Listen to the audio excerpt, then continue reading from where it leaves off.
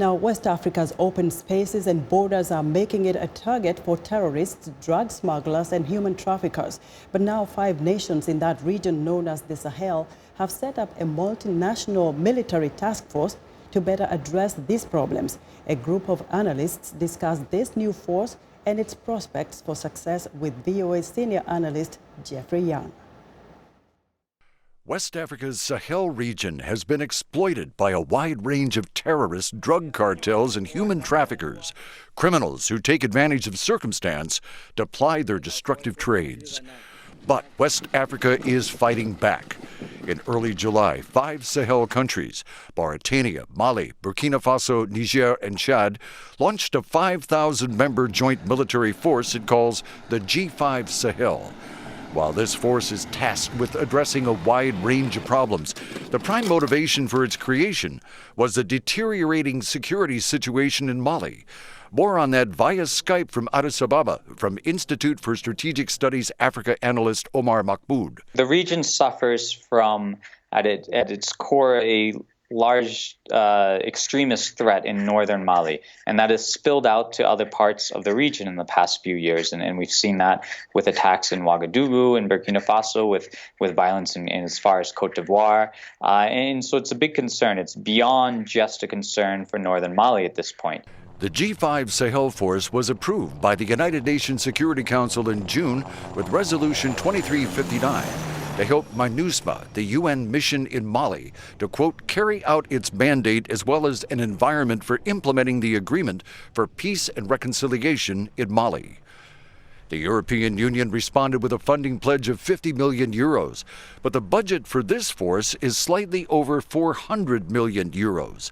The effect of that funding gap is discussed via Skype from Vancouver by Nigeria-based Initiative for Public Policy Analysis scholar Thompson Ayodele. Maintaining troops is usually a long-time commitment, and in absence of funding, these countries will not achieve their goals with which these regional forces come together, because they might be hampered by lack of funding. France, which traditionally has had a presence in the Sahel and presently has some 4,000 troops there, has, like the EU, expressed support for this multinational force. But again, it's a matter of money for the relatively poor G5 countries. And for now, substantial outside funding, such as from the UN, does not appear likely.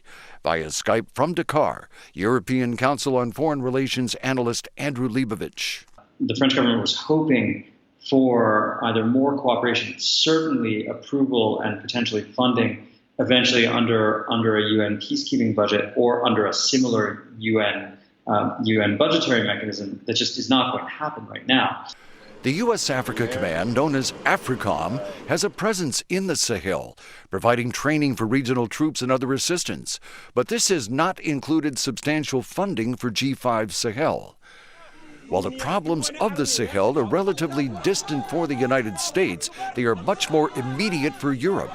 Because of that, Europe's support for the G5 makes good sense, according via Skype from Chicago by the Center for Strategic and International Studies Africa Program's Richard Downey. Really, you have to ask what the other EU country members are doing to provide support as well, because dealing with the problem, the security problem at source in the Sahel is, in the long run, going to be a cheaper alternative than grappling with it when it comes closer to home.